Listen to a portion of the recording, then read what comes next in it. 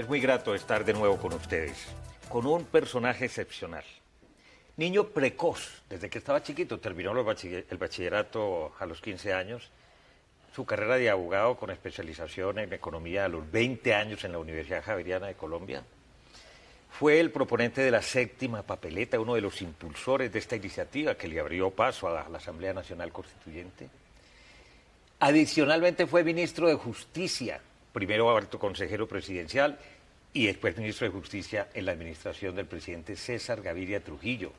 De ahí en adelante todo lo que ustedes quieran.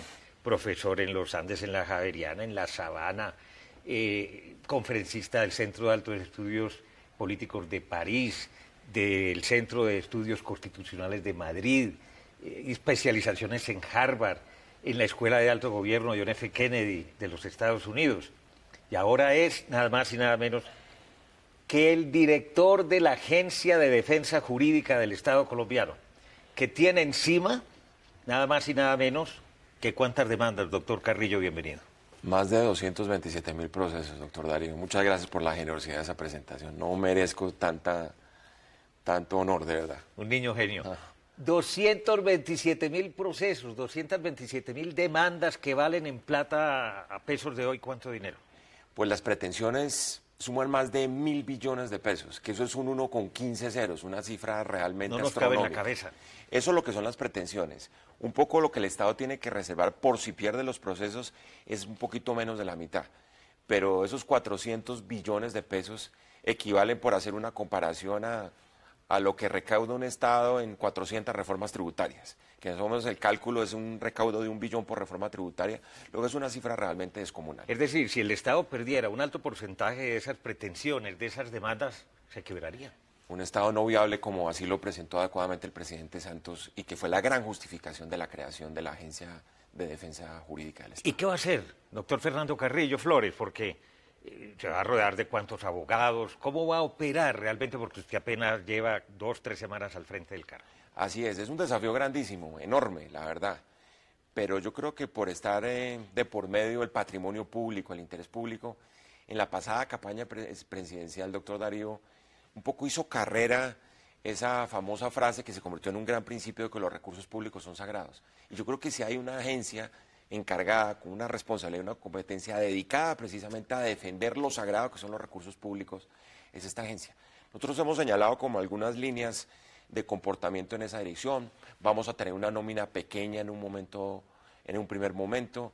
Yo he dicho que vamos a tratar de hacer mucho concurso de méritos, llevar a los mejores, buscar la excelencia. Aquí en la administración pública colombiana ha habido instituciones que han nacido siempre poniendo el listón muy alto, al estilo de Planeación Nacional, el Banco de la República, las superintendencias, una entidad muy técnica, pequeña, que sea muy efectiva, que sea muy innovadora. Pero con gente bien paga, porque esa parte también es clave. Sí, ahí logramos, yo diría, en términos porcentuales, un 30% por encima de los salarios normales del sector público, y eso es fundamental. Pero la gente, los abogados y los defensores de los intereses del Estado, de nosotros los colombianos, ¿van a tener unos incentivos, unas comisiones de acuerdo al valor de cada una de las demandas? Así es, está previsto ese factor de, digamos que un incentivo de éxito dentro de los procesos. La verdad es que en este momento es casi una maldición, ¿no? Porque en los procesos la contraparte normalmente es el peso pesado en el ring del litigio. Y el peso pluma es el Estado, simplemente porque no tiene estrategia, porque no tiene políticas de defensa, porque no sabe cómo contestar las demandas. Es que son 228 entidades públicas, ¿no? Así es, que tienen demandas en contra. Exactamente, el orden nacional, eso sin contar los departamentos y municipios, donde se encuentra uno además una patología de toda naturaleza. Pero aquí se va a atender únicamente los de carácter nacional. Lo nacional, y yo voy a tener un consejo directivo precisamente en las últimas horas, posesionamos ya un consejo asesor que son... Yo decía ayer, es como una delantera goleadora, una especie de selección Colombia de abogados, que además hubo mucha generosidad de parte de ellos al aceptar, porque sabemos que en Colombia hay regímenes de inhabilidades e incompatibilidades muy severos contra quienes son miembros de juntas directivas o consejos de asesores. Y ellos aceptaron, y un poco la idea es que por especializaciones vamos a tener como a los mejores abogados guiando, es un ente rector eminentemente. Las grandes líneas. Y después veremos más adelante en qué tipo de procesos vamos a intervenir de manera directa. Obviamente hay procesos que por la cuantía, porque hay multiplicidad de procesos, por ejemplo, los procesos del Seguro Social o de la Caja Nacional de Previsión son 90.000, 100.000 procesos, o procesos que tienen una gran trascendencia sobre las finanzas públicas. Por ejemplo, estábamos comentando en estos días todo el involucramiento de la agencia que estamos definiendo cuál va a ser el campo de acción en el tema de las pensiones, que es uno de los grandes temas del futuro de este país. Así es, exactamente. Claro, porque es que creo que al año al Estado colombiano el tema de las pensiones le cuesta cerca de 20 billones de pesos. Así es, y hay criterios encontrados, hay inconsistencia en las interpretaciones, la jurisprudencia no ha sido clara, estamos esperando afortunadamente una gran como unificación de jurisprudencia por parte de la Corte Constitucional, que sigue siendo pues un tribunal además que nos ofrece toda la confiabilidad.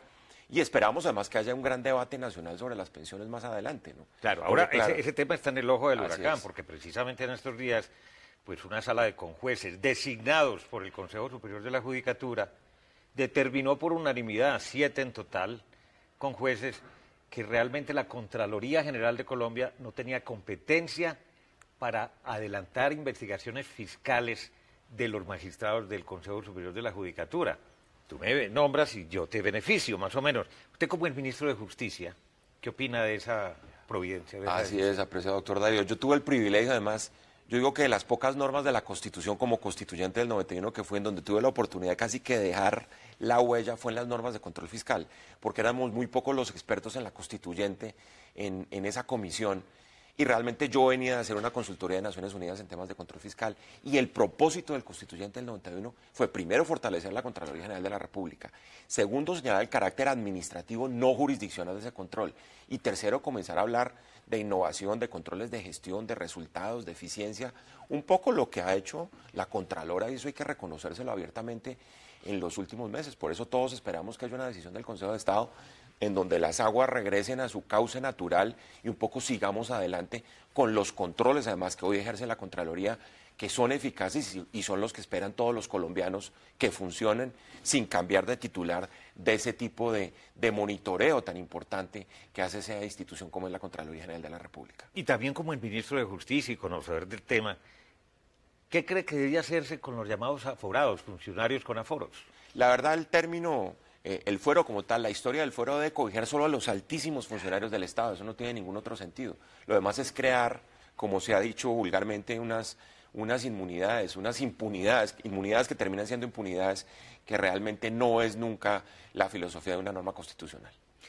Doctor Fernando Carrillo, países como Brasil y Chile, que usted ha mencionado y puesto como ejemplo, incluso España, precisamente en la defensa de los mejores intereses de sus estados, logran éxito en un 80% de todas las demandas que tienen en su contra. Colombia creo que no llega ni al 30%. Así es, exactamente. Ese es el primer indicador que es realmente dramático. Y eso es lo que hay que cambiar. Digamos que obviamente es un cambio de cultura, es un cambio de mentalidad, es un cambio de poderle decir a los abogados inescrupulosos, por ejemplo, que existen en todos los niveles. Hay casos, por ejemplo, de jueces, de coaliciones entre jueces y abogados en los municipios de Colombia para defraudar al fisco en el tema específico de las pensiones, por ejemplo. La idea es decirle a todos ellos, mire, a partir de la fecha ustedes se van a encontrar una limitación grandísima y el litigio contra el Estado va a dejar de ser un negocio porque se van a encontrar una contraparte fuerte, que es lo que no hay en este momento. ¿Por qué? Porque la defensa en este momento o no existe o quien tiene la representación del Estado es muy vulnerable, muy frágil. Yo vengo de una reunión con algunos abogados de la Caja de Previsión y me estaban contando, por ejemplo, el número de procesos que tiene cada uno. Eso no pasa en ninguna parte del mundo. Hay abogados con 1.000, con 3.000, con 4.000 procesos. Eso no tiene ningún sentido. Eso es una cosa absurda desde todo punto de vista. Entonces, centralizar un poco la defensa del Estado, fortalecerla. Los modelos de defensa también, porque hay casos parecidos, ¿no? Exactamente. Ese es el caso, por ejemplo, de los chilenos, un poco de Brasil y el caso de España. España tiene una característica muy especial. Tal vez, doctor Darío, hay un caso muy especial que es la vicepresidenta de Gobierno de España, que es Soraya Sáenz de Santa María. Ella un poco fue recuperada por la política porque sacó el primer puesto en los exámenes para ser abogada del Estado. En España ser abogado del Estado es tener el prestigio más alto, es llegar a la cúspide realmente en el ejercicio de la profesión. Nosotros queremos, es mi primera aspiración, que todo este equipo tenga esas características. En Chile, por ejemplo, hay un Consejo de Defensa del Estado que tiene 15 miembros en su consejo asesor y como pasaba en las películas del oeste americano, cuando llega el Estado con sus tropas a un proceso llegan los federales, como se decía en esa época, y siente la contraparte que se da una defensa efectiva del Estado. Eso, claro está, yo siempre lo pongo en el contexto de la protección de los derechos de los ciudadanos. ¿No? Yo soy un hijo de la Constitución del 91, yo no voy a llegar aquí a violentar los derechos de la gente, sino simplemente hacerlos respetar. En esos procesos, por ejemplo, que yo mencionaba, y que es bueno que la ciudadanía sepa que hay actitudes ilegales, hay conductas penales involucradas, muchas veces los abogados se quedan con las pretensiones de los derechos económicos de los colombianos. El sagrado derecho a una pensión, por ejemplo. Prefieren no acudir a la Caja Nacional de Previsión, no se da una conciliación por diversos motivos y van a un litigio en donde el abogado se queda con el 80% de la pretensión económica. Increíble. Es que precisamente dice el acertijo, piensa mal y acertarás. Es terrible y es durísimo, pero en muchos casos, sobre todo en Colombia, o en países como Colombia mejor, es verdad.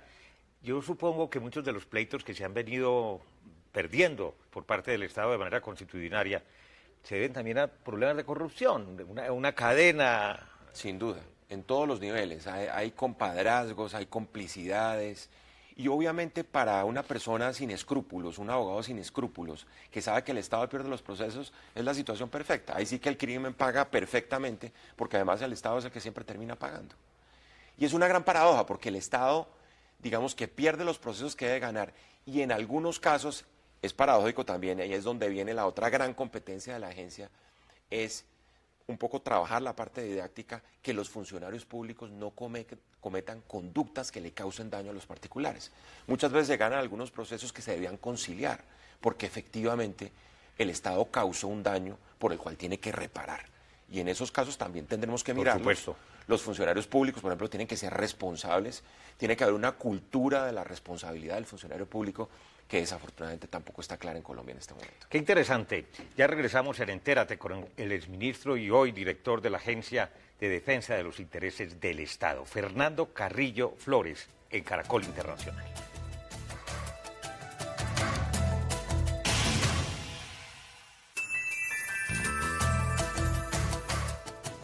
Antes de abordar otros temas con el exministro Fernando Carrillo Flores, una pregunta que tiene que ver con esta agencia.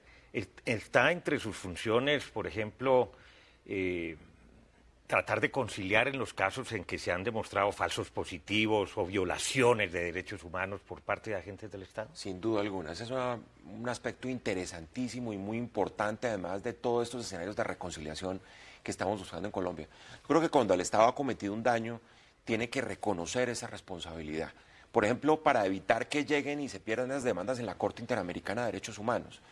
En el actual sistema interamericano de derechos humanos existe lo que se llaman las soluciones amistosas, que es la posibilidad de conciliar, digamos, con las personas que han sido afectadas por una conducta del Estado. Y yo creo que tenemos que caminar en esa dirección. En estos últimos días hablábamos, por ejemplo, de todos esos procesos que están cursando ante la Comisión.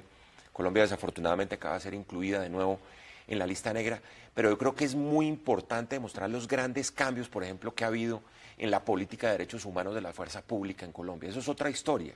No es lo mismo hoy del 2012 lo que era en el 2005 y mucho menos 20 años atrás. Y eso lo tiene que reconocer la justicia global. Y parte de ese reconocimiento es poder llegar a evitar la judicialización de todos esos procesos. Y decir, efectivamente, el Estado fue responsable, lleguemos a un arreglo y evitemos ese litigio ante la justicia internacional. Porque además, si eso no se hace, va a pasar lo que ha venido sucediendo, es que estamos perdiendo la mayoría de los litigios en el sistema interamericano de derechos humanos. Y otro tema clave. ¿Y quién más indicado que el doctor Fernando Carrillo Flores para abordarlo? La Cumbre de las Américas y el tema de la despenalización o nueva lectura o el análisis de las luchas contra el narcotráfico, porque se ha demostrado hasta ahora, la realidad lo dice, las cifras son imbatibles, que esta lucha no ha sido lo suficientemente exitosa para ser un poco condescendiente. Usted fue ministro de Justicia en la época de Pablo Escobar, cuando precisamente los temas de la cárcel de la catedral, etcétera, etcétera, etcétera, etcétera. Una persona que ha viajado por el mundo entero, que ha trabajado con Naciones Unidas, con el Banco Interamericano de Desarrollo, en Europa y también últimamente en Brasil, que tiene una visión más universal que muchos de nosotros. ¿Qué posibilidades le ve a eso o a que el mundo encuentre racionalmente unas salidas distintas a la de la confrontación armada? Sí, yo creo que la pauta que se está marcando en el día de hoy, ese es el gran aporte de lo que el presidente Santos ha puesto sobre la mesa en la Cumbre de las Américas, es que se abra el debate. Es un debate que ha estado cerrado de manera irracional. Ciega. Exactamente.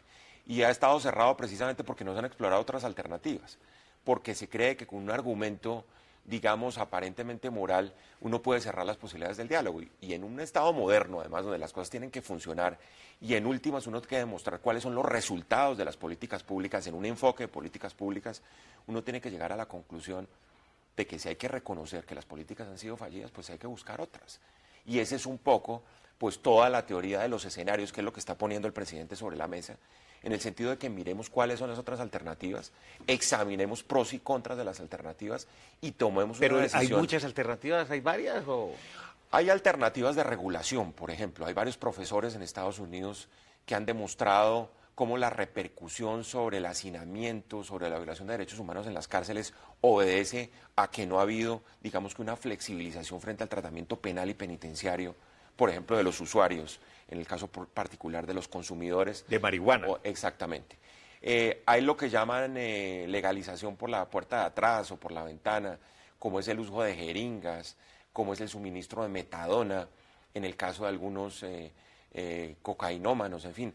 Yo lo que creo es que hay alternativas de políticas públicas que nos permiten mantener, digamos, el presupuesto ético, que en el caso de Colombia es tan importante, sobre todo por estas luchas que se han dado, pero que simultáneamente nos van a dar resultados en términos de políticas públicas desde el punto de vista del control. Y de la salud pública. Así es, exactamente. Son evidentemente los argumentos de salud pública. Y también quitar de en medio ese río de dinero, miles de millones de dólares al año en manos de unas bandas criminales y de unos Así capos es, porque del ponerle el torniquete al negocio va necesariamente por ahí. Obviamente esto es toda una cadena donde es el crimen organizado el que se nutre de todos estos recursos y todo a la mano, ¿no? Porque ahí va el narcotráfico, el lavado de dinero, la corrupción, el tráfico de armas, todos hacen parte del mismo fenómeno en donde pues la columna vertebral ha sido precisamente haber cerrado la posibilidad de buscar otra solución que le permita al Estado ejercer el control, porque a lo único que no puede renunciar al Estado es al control de este fenómeno. Claro. ¿En cuánto tiempo cree usted que el mundo va a tener otras políticas distintas en el análisis y la lucha en esta materia? Sí, yo diría que un poco el paso va a ser cuándo vamos a pasar del sistema interamericano, que es precisamente el ámbito de la Cumbre de las Américas, y cuándo se puede convertir esto en una discusión de carácter global, que obviamente el escenario natural sería Naciones Unidas. Pero yo creo que la pauta que está marcando el hemisferio occidental y particularmente las Américas, al decir vamos a explorar estas alternativas, es indiscutiblemente un precedente fundamental para que ya la ONU en general, porque hay una agencia además encargada del tema de control de drogas, en donde digamos que de alguna manera se ha discutido, pero claro, siempre ha estado la prevención y el temor a poner el tema en el centro del debate como se está haciendo hoy en día. Ahora, así como sucedió con el alcohol en una época que estuvo perseguido y proscrito completamente y después simplemente se reguló, pues entre las drogas y los alucinógenos hay drogas de drogas. Así es. California es el estado que más marihuana produce, delante de todo el mundo, en las casas, en los jardines. Es creo que el tercer renglón de la producción agrícola de los Estados Unidos por encima del maíz. Así es. Y ahora en un pueblecito en España se acaba de aprobar, mediante el referendo por la crisis económica de ese país y de ese pueblecito, el cultivo de la marihuana. Así es. Yo creo que aquí lo importante es no ceder frente al principio ético, ¿no? Que yo creo, en particular los colombianos, en el caso particular de nuestras generaciones, pues como se ha dicho, nosotros hemos hecho política casi que en los cementerios por cuenta de cuántos líderes, particularmente en el caso del sector donde yo me inicié, que fue el nuevo liberalismo y que pagó de manera tan cara toda esta lucha. Pero yo creo que precisamente por eso tenemos la autoridad moral para un poco desmarcarnos de una solución que ha sido torpe, que ha sido ciega y que no ha sido una solución consistente con lo que deben ser las políticas públicas de un Estado moderno. ¿Qué le quedó de esa época de ministro de Justicia y en uno de los momentos más aciagos, evidentemente, de la historia de Colombia, que fue la época narcoterrorista del cartel de Medellín y de Escobar en particular? Así es. Yo creo que comparando esto 18, 19 años después, uno puede decir que un poco teníamos esa pretensión romántica, ¿no?, de enfrentar ese fenómeno tan desproporcionado que ha sido el crimen organizado del narcotráfico con herramientas que eran herramientas, digamos, que apenas estaban naciendo. Yo digo hoy en día que, claro, el Estado hace 20 años era casi un Estado de juguete, no era un Estado de papel, enfrentando ese desafío enorme, ese monstruo, que además no conocíamos, ¿no? Pero yo creo que en ese sentido, por ejemplo, la misma Constitución del 91, las primeras herramientas comenzaron a dar resultados y hoy 18 años, 2 décadas después, uno puede decir que, por ejemplo, en materia de fuerza pública, en materia de justicia, tenemos un Estado mucho más legítimo, mucho más vigoroso, mucho más efectivo. Yo creo que la diferencia es grande. Yo creo que Colombia muestra avances institucionales muy grandes y que, claro, la semilla fue todo eso, no toda esa ilusión de poder combatir el terrorismo y el narcotráfico. La séptima papeleta fue precisamente eso. Nosotros iniciamos un debate en mesas de trabajo después del asesinato de Luis Carlos Galán el 18 de agosto del 89 y por eso el fortalecimiento del sistema de justicia, lo que se ha visto además, que muchos lo ponen como algo negativo porque ha habido excesos, un poco de la judicialización de tantos temas, lo que ha puesto de presente es que por un lado los derechos de los colombianos están ahí presentes y por otro que la necesidad de vigorizar esa capacidad institucional en la lucha contra el crimen organizado, ahí Colombia puede dar lecciones al mundo. Me imagino que tiene notas, grabaciones, qué sé yo, documentos, reconstrucción de esa etapa de la historia de Colombia. Sin duda, sobre todo lo que fue toda esa lucha. Claro, nosotros llegábamos con unas herramientas que eran legislativas, era un poco decir, yo tengo una nueva constitución, la Constitución creó 4 nuevas instituciones de la justicia, me tocó como ministro desarrollarlas, mientras simultáneamente se daba esa lucha, digamos, con algún grado de ingenuidad, porque eran muy pocas las herramientas contra el narcotráfico. Y lo que uno ve es que esa semilla que se sembró generó muchos resultados. Y un poco devolverse 18 años es, por ejemplo, regresar a la constituyente y ver los debates que se dieron, unos debates que fueron complicados también. Recuerdo mucho, por ejemplo, el debate contra la extradición. Fuimos solo 13 constituyentes los que votamos en favor de que la extradición permaneciera en la Constitución. Esa fue una batalla que perdimos, pero simultáneamente ganamos muchas otras. El fortalecer toda la justicia, yo fui el presidente de la Comisión Cuarta de la Constituyente, dejó esos resultados que estamos viendo hoy en día y que para algunos son excesos además del Poder Judicial. Por eso es tan importante seguir creyendo como el fortalecimiento del Estado de Derecho y seguir creyendo independientemente de las dificultades que se hayan presentado con los jueces y con el Poder Judicial, en que un Estado sin un Poder Judicial fuerte pues no tiene futuro. Cada día trae su afán, pero paradójicamente esa extradición que antes era atacada a sangre y fuego por los extraditables, que preferían una tumba en Colombia a una cárcel en los Estados Unidos, hoy todos quieren ser extraditados cuando los cogen, porque está siendo, si se quiere, más conciliadora la justicia de los Estados Unidos con esos criminales que la justicia colombiana. Claro, incluso más fuerte, que ese es el tema. Por eso. Porque hace 20 años de nuevo era una justicia de papel, una justicia de juguete, hoy tenemos otros escenarios y eso indiscutiblemente hay que comenzar a revisarlo, eso no hay duda. Muy bien, en unos segundos regresamos en Entérate con el exministro y hoy director de la Agencia de Defensa del Estado colombiano, Fernando Carrillo.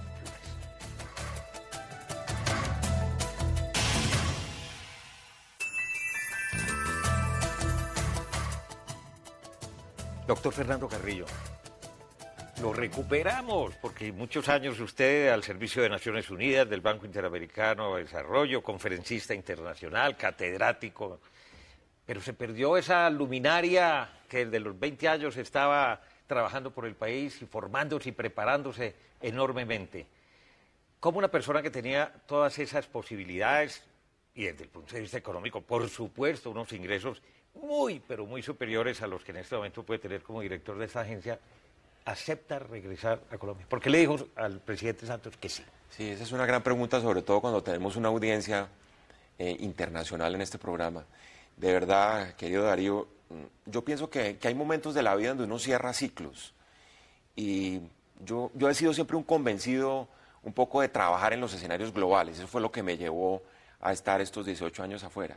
Pero llega un momento en que uno se encuentra la convergencia de lo que es su propósito de vida desde el punto de vista profesional y un poco unos objetivos de gobierno, por decirlo abiertamente, que yo los encontré cuando el presidente Santos me nombró coordinador del Comité de Empalme.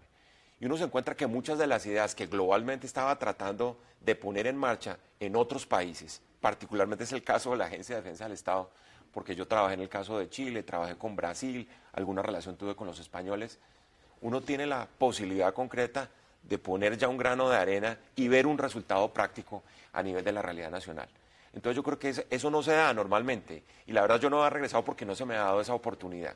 Entonces al encontrar esos dos factores y encontrar un gobierno como el presente, que cree en la política internacional, que cree en la globalidad, que cree en el Estado de Derecho, que cree en la fuerza de la institucionalidad, que eso ha sido un cambio, yo creo, muy importante, en la fuerza de las instituciones, pues es un llamado fácil de responder, yo lo diría de alguna manera, y eso fue lo que me sucedió cuando el presidente Santos me ofreció la dirección de esta agencia. ¿Y su familia conforme, estuvo de acuerdo en que se vinieran otra vez a Colombia? Pues afortunadamente mi esposa, yo tengo todavía niñas pequeñas, ella estaba como en la mentalidad de que era el momento de regresar, y repito, toda esa comunidad como de intereses con este gobierno, que además tiene esa gran presencia internacional, llevó a que ese conjunto de objetivos que estaban persiguiendo a nivel internacional ya se podían perseguir aquí también simultáneamente a nivel local. La caridad empieza por casa, ¿no? Exactamente. Entonces, exactamente. Y es la hora también como de prestar un poquito, yo no presté el servicio militar en mi época porque salí muy chiquito del colegio, pero yo creo que es la hora de hacerlo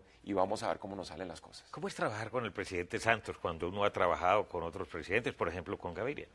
Sí, yo creo que son dos estilos completamente diferentes que obedecen además a dos etapas de la historia de Colombia, ¿no? Cada uno Galán decía en su momento que las soluciones políticas son el producto de una interpretación de la realidad.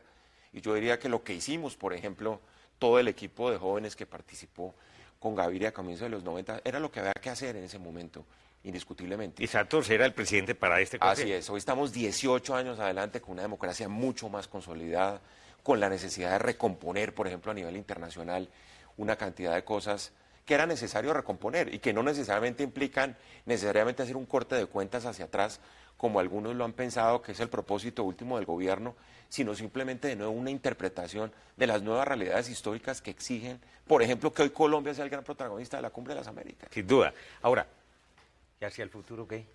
Vamos a ver, doctor Darío, vamos a ver cómo nos va con esto, que yo sé que el chicharrón, como se dice coloquialmente, es bastante grande. Pero usted tiene un alma política, indiscutiblemente. Sí, no, así ha sido siempre, pues yo tuve ese privilegio de llegar a la constituyente bastante joven, de ver cómo materializada esa quijotada que fue la séptima papeleta.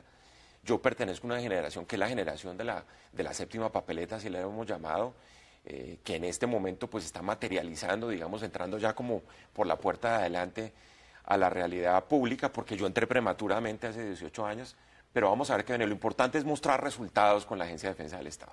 ¿Usted cree que se necesitará otra constituyente, como lo viene reclamando por ahí uno que otro?